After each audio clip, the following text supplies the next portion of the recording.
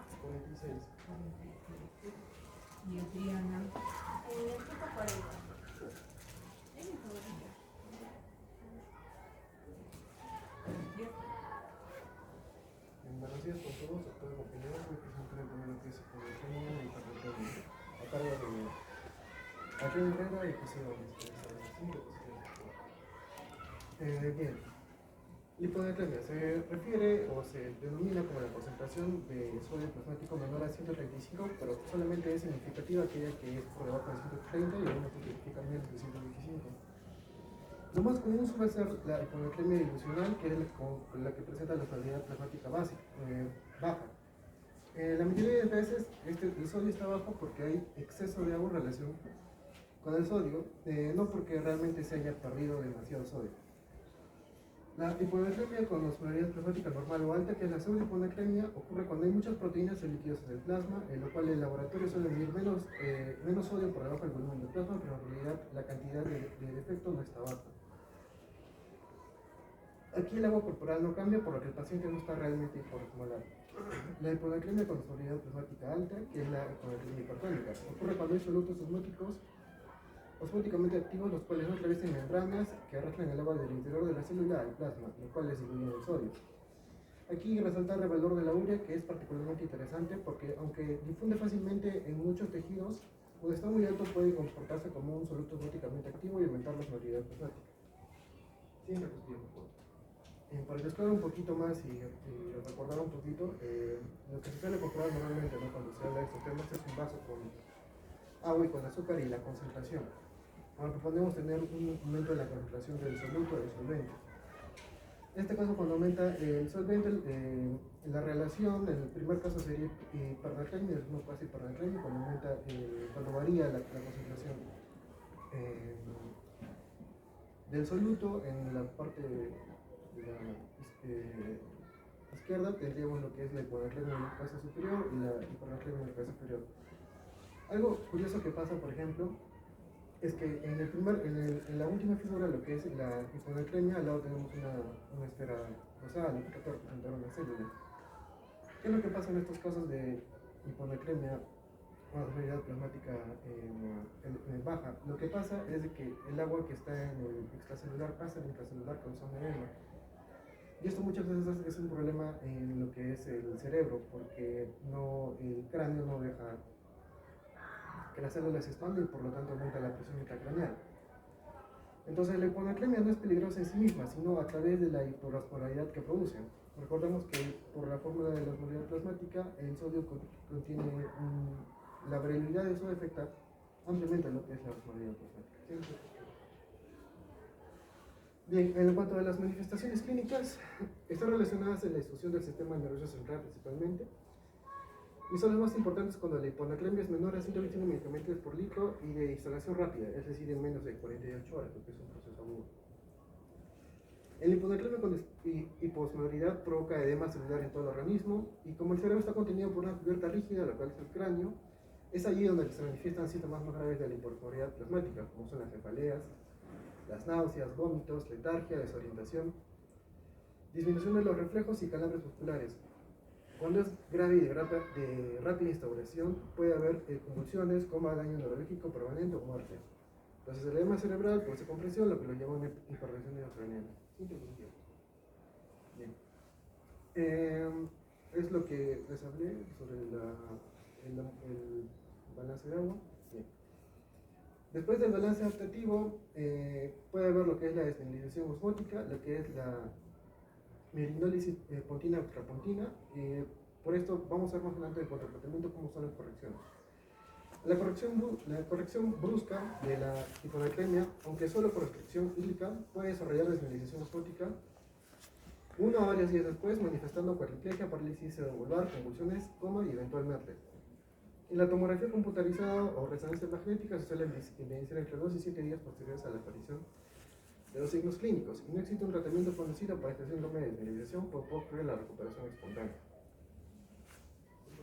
En cuanto al diagnóstico, lo más importante es tener en cuenta, ¿no?, lo que es la anamnesis, evoluciones científicas. En cuanto a la anamnesis, antecedentes familiares, enfermedad base, antecedentes de liuria, poliuria, polidipsia, ingesta de diuréticos, ingesta exceso de agua libre durante la actividad deportiva, etc.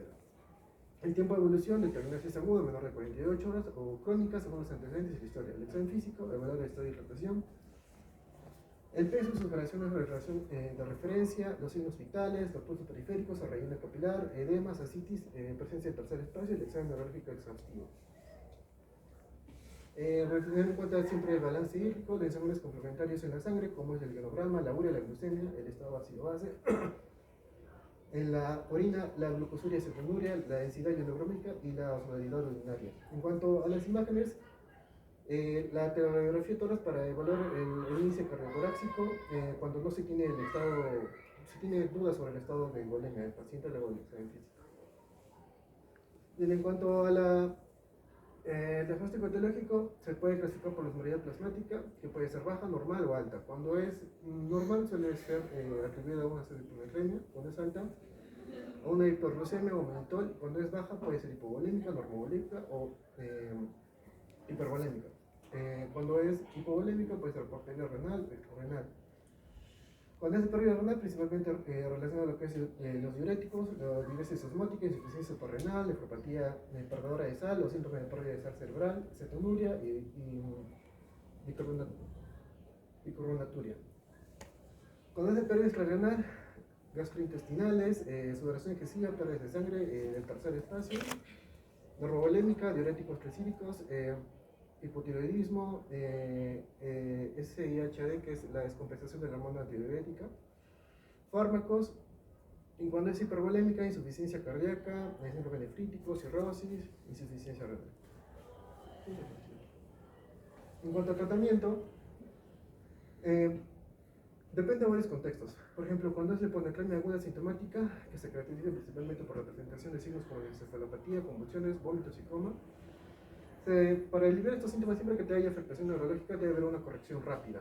Lo que se recomienda es infundir cloruro de sodio del 3% en dosis de 2 mililitros por kilo endovenoso en 5 a 10 minutos, el máximo es de 100 mililitros. Se puede repetir 1 o 2 veces si persisten los síntomas. El monitoreo del ionograma es cada 2-4 horas y no se sube más de 10 a 12 miligramos por litro de sodio en 24 horas. Y eso es ciclo de mantenimiento normal que sabemos para, por ejemplo, calcular el déficit de sodio, el sodio deseado más el sodio real por el agua corporal total. Después se utiliza la fórmula de Arroguet para calcular el sodio infundido, ¿no? Y después la relación por una regla de 3 para ver cuánto vamos a infundir, la velocidad de infusión, que eso debe superar los 10 miligramos por litro. En cuanto a la hiponatremia crónica sintomática, aquí es donde el riesgo de desmineralización osmótica es más alto y si se corrige rápido puede llegar a este caso, ¿no? Por eso en este caso la corrección es lenta. Se corrige en menor a 0.5 miligramos por litro por hora. Y si hay síntomas graves como convulsiones o comas, se trata rápido hasta que mejoren y luego se suelen empezar. En la hiponatremia hipovolémica, que es lo más común en lo que es en los pacientes pediátricos, cuando hay shock, primero se expande con suero fisiológico a 0.9 o Ringer hasta estabilizar y luego se reponen necesidades basales con las pérdidas, calculando el déficit de sodio y agua. Cuando no hay shock, se repone sodio y agua según necesidades. Y si es por gastroenteritis, si tolera la biolar, se hace la rehidratación según el esquema de la OMS, y si no tolera la biolar, se dan soluciones parenterales con sodio de aproximadamente 80-90 miligramos por litro de lactosa. Si es que es normo o hipervolémica, principalmente la causa de esto se da por el exceso de agua, lo cual se da una restricción hídrica. En cuanto a la hiponatremia en hospitalizados, hay varias guías y varios documentos que hablan sobre esto, pero según lo que se aplica en las guías o en las guías clínicas de aplicación latinoamericanas que he encontrado, es que refieren que se suele utilizar soluciones de mantenimiento que más o menos, por ejemplo, la guía que encontré una chilena que decía que se utilizaba una fórmula antigua que llegaba a los 70 y una argentina que llegaba a los 77, entonces en promedio es entre 70 y 80 miligramos por litro de sodio, que no son hipotónicas y te favorecen la hiponatremia. En lo que es por la descompensación del balance de la hormona antidiurética, el tratamiento es la restricción hídrica y si es sintomática se corrige rápido con cloruro de sodio del 3%, si presenta osmolalgia. Y por síntoma de pérdida renal cerebral, de sal cerebral, se da reposición de agua más sodio de manera generosa y el suero fisiológico no alcanza, se puede usar fluorocortisona de 0,1 a 0,4 miligramos por día por vía oral y vigilar el potasio por riesgo de hipopotasemia. Siguiente positivo. En cuanto al caso clínico, es una hiponatremia severa en un infante con epidermosis bullosa, reporte de un caso. Bien. El paciente es un lactante varón iraní de 48 días de vida, nacido casi a término con una edad gestacional de 37 semanas, un peso de 3.400, perímetro cefálico de 37, padres no consanguíneos por cesárea elegida. La madre tenía diabetes gestacional, existían antecedentes familiares de enfermedades ampulares con trastornos reumatológicos. El paciente permaneció hospitalizado después de nacer en la unidad de cuidados intensivos durante 14 días, presentó una dificultad respiratoria, presentó además erupciones cutáneas ampulares del nacimiento, motivo por el cual se realizó una biopsia de la piel, lo que le dio el diagnóstico de epidermosis bullosa. Normalmente el epidermosis bullosa suele caracterizado por la pérdida de líquido, lo que da una hiponatremia hiposmolar. Fue llevado al centro pediátrico por apnea, dificultad respiratoria, urgencia, posteriormente trasladado a unidad de cuidados intensivos, síntomas por 4 días con vómitos, alimentación por lo que un médico de atención primaria y antibióticos por ambulatoria. Se le intubó y en la reanimación el examen físico reveló que la frecuencia cardíaca es 154, respiratoria 70, temperatura de 26.5, no se detectó presión arterial, saturación de oxígeno de 96 y el peso corporal de 1500. Otros hallazgos que, por ejemplo, las pupilas inicialmente normotrópicas y reactivas y luego se tornaron mióticas y arreactivas. Presentó retracción subcostal, supracostal, ruidos cardíacos de examen abdominal normal, múltiples ampollas por el cuerpo sin compromiso de mucosa. En los estudios complementarios, en los leucocitos tenía 41.000, una disfunción izquierda a predominio de neutrófilos, hemoglobina un poco disminuida por lo mismo de la hemólisis por la epidermosis bullosa, plaquetas incrementadas, lo que indica un estado de infección, reactividad y estrés, PCR negativa, glucemia muy elevada, la urea de 129, creatina acética de 1.7, valores que pueden sugerir un ligero daño renal, el sodio muy bajo, el sodio corregido real por hiperglucemia de 105, pero el corregido según fórmula debería ser 121. El potasio de 5.5, interleucina 6 de 83, procalcitonina mayores de 25, gases venosos, lo que indica una acidosis, osmolaridad sérica calculada de 223, la real porque la calculada debería llegar a un valor de 271,6 en esto. Bien, después de la primera muestra de orina, la densidad del pH ácido presenta de sangre, de Matías en el microscopio. Bien, el compromiso neurológico. Presentó la pérdida de conciencia, fontanela tensa, pupilas mióticas, afectivas, por lo que se solicitó un ataque. Lo que mostró es una pérdida de diferenciación entre sustancia gris y blanca y desbordamiento de surcos corticales. La primera imagen superior es la tomografía computarizada y la de abajo es una normal, entonces se nota la diferencia, ¿no? Es muy distinguida la primera. Estos hallazgos eran compatibles con lo que es edema cerebral citotóxico severo. Se inició la solución salina hipertónica al 3%, lo cual logró corregir parcialmente la anatremia. Sin embargo, debido al aumento progresivo de la normalidad plasmática, por el uso del monitor, por el edema cerebral y la hiperglucemia concomitante, la corrección no se llegó a completar. Persistió radiológicamente que los síntomas neurológicos remitieron.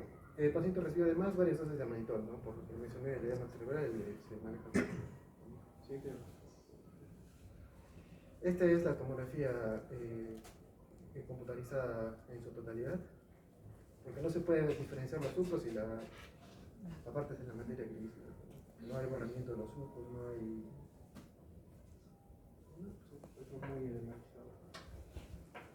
Cuanto a otros manejos de este paciente, tuvo manejo infeccioso, por ejemplo, se le realizó un estudio de sepsis que resultó negativo, hemocultivo negativo, radiografía normal. La evolución en la unidad de cuidados intensivos pediátricos, hasta el tercer día los síntomas de edema cerebral se resolvieron, al cuarto día fue extubado con una buena evolución y trasladado a la sala general para evaluación y seguimiento.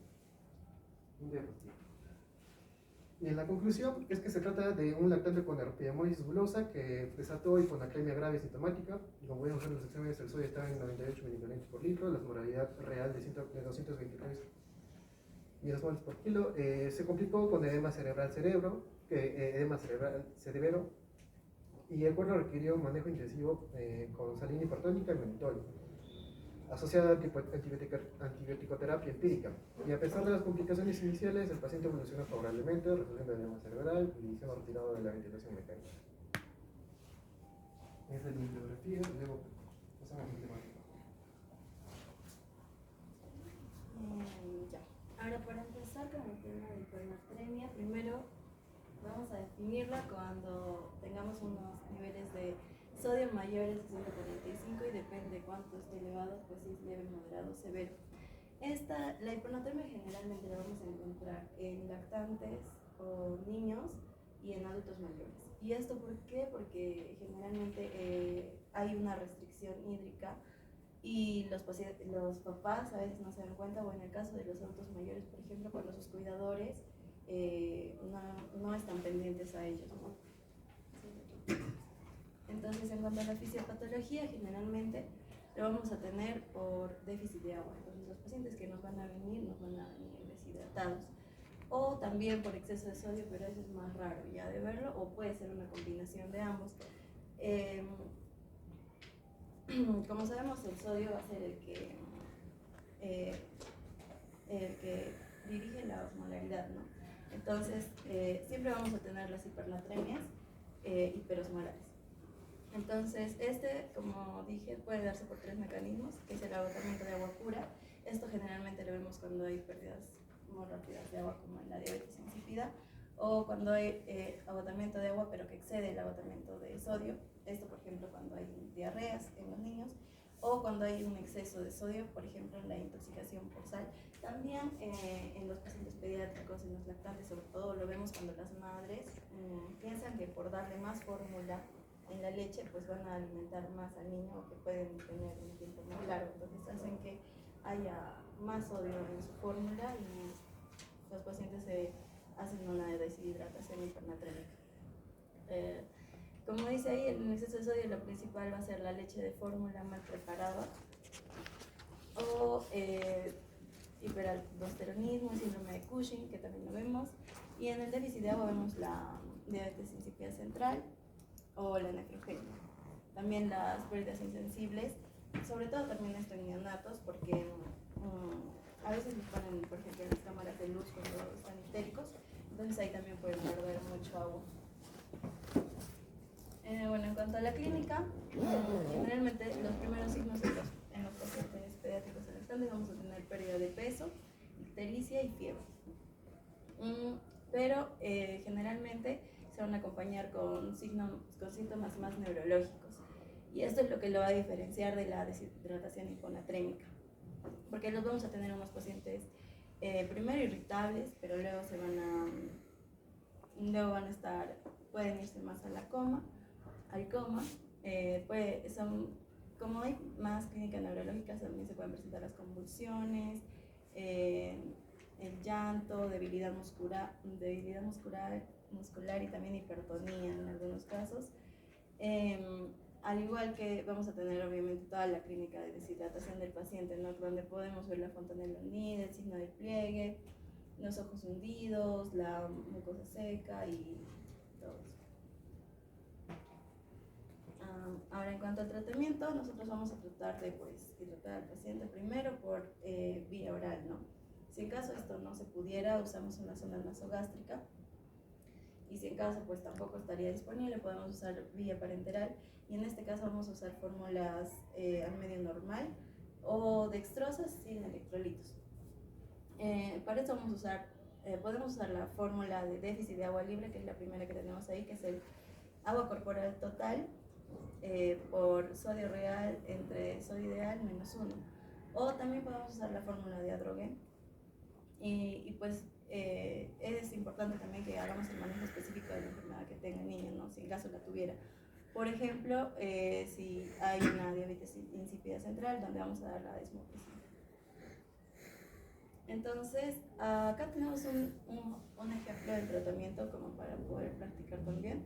Es un paciente varón de 8 años con 22 kilos, con un sodio de 160, entonces hacemos el cálculo de déficit de agua. Ahora, para esto es importante fijarnos pues, que el agua corporal total va a depender de cuánto porcentaje de agua tenga el paciente. Entonces nos guiamos más o menos de esa tabla, donde vemos que los neonatos pues, van a tener 80%, y los infantes 70% y los niños 65%, que se acerca más o menos a lo de una mujer adulta con 60%, ¿no? Entonces, por eso en esta fórmula está como constante el 0.6. Hacemos la fórmula y nos sale que debemos infundir al niño el 0.88 litros en 24 horas. Y es importante que esto sea lento, porque igual que la hiponatremia puede darnos la desmilinización fonínea o osmótica. Ahora, también es importante que sepamos que no podemos dar más de 600 o 700 ml en 24 horas. Tampoco podemos pasarnos de 10.000 equivalentes en 24 horas. Y en pacientes agudos sí podríamos disminuir de 1 a 2.000 equivalentes por hora. Ahora, en cuanto al caso clínico, es una recién nacida de 8 días de vida que ingresa a emergencias por letargia e ictericia. En cuanto a los antecedentes, la madre tiene 27 años, es primípara, primigesta, que esto pues va a ser un factor de riesgo, sobre todo porque muchas de ellas no van a saber cómo alimentar al bebé o van a tener una técnica de mala lactancia. El grupo sanguíneo es A positivo, el embarazo ha sido controlado y bien tolerado. Su parto fue a las 39 semanas, eutóxico, presentación cefálica, líquido claro, y bolsa rota menos de 3 horas. Nació con un Apgar 9 al minuto, y la reanimación fue tipo 1. Su peso al nacer fue de 3.190 gramos. El periodo neonatal intermedio estuvo normal, alimentado con lactancia materna exclusiva. Eso también es importante porque porque ha venido ya con lectargia, ictericia, y también en los signos que vamos a ver ya los hidratado. Y está de alta a las 48 horas de vida. Entonces, cuando al ingreso tiene un estado general regular, hay malnutrición, el peso de lo que estaba en 3.000 bajó a 2.300, que en porcentajes era un 28% su baja de peso, que lo normal pues a la primera semana debería ser un 10%, ¿no? También tenía signos de deshidratación, la lengua estaba seca, pastosa, labios agrietados, signo del PLE positivo, la fontanela estaba normotensa, tenía el tinte subclítérico, en este caso tenía tendencia a la hipertonía en la paciente. Y después no había más, el abdomen estaba excavado, pero no había más signos. Y acá vemos cómo llega la paciente, ¿no? Que también ahí tenemos como que las contracturas musculares en las manos. Llega con un sodio de 170, una urea de 205, una creatinina de 0.9, pues estaban elevados. La bilirrubina en 13.9 y el PCR y la PCT estaban negativos. En la gasometría vemos que tenía acidosis metabólica compensada con un bicarbonato de 18. Y al hacer la ecografía abdominal y cerebral, no hay ningún hallazgo patológico. Entonces, hay unos criterios para saber si hay una deshidratación hipernatrémica, sobre todo cuando es por lactancia materna. Y generalmente se cumplen esos criterios, ¿no? Que la edad son más de 5 días, pero menos de 6 semanas, que es cuando hace la baja de peso incluso. Por eso la pérdida de peso debe ser más del 10%, signos clínicos de deshidratación, sodio sérico más de 150, y que generalmente, según la bibliografía que he leído, cuando presentaba esto el paciente era porque la madre, solo se alimentaba por fórmula, pero en este caso era con lactancia materna predominantemente, ¿no? Entonces, al ya diagnosticarlo, se le inicia pauta de rehidratación intravenosa lenta en 72 horas con una solución glucobicarbonatada, por lo que estaba con acidosis metabólica, y se consigue la normalización de los parámetros. Al tercer día, el sodio baja a 144, La urea también baja un montón a 19, la creatinina también a 0,6 y se normaliza toda la analítica y la clínica. Pero se mantiene en fluidoterapia durante 5 días y hasta que el paciente aumente de peso y una alimentación creciente desde las 36 horas después de su ingreso. Es dada de alta a los 7 días con un peso de 3.150 gramos. Se demuestra que pues no había una hipogalactia materna, sino que había una mala técnica de lactancia. Entonces la paciente viene con la deshidratación hipernatrémica a causa de una mala técnica de lactancia exclusiva. Y eso es todo. Gracias.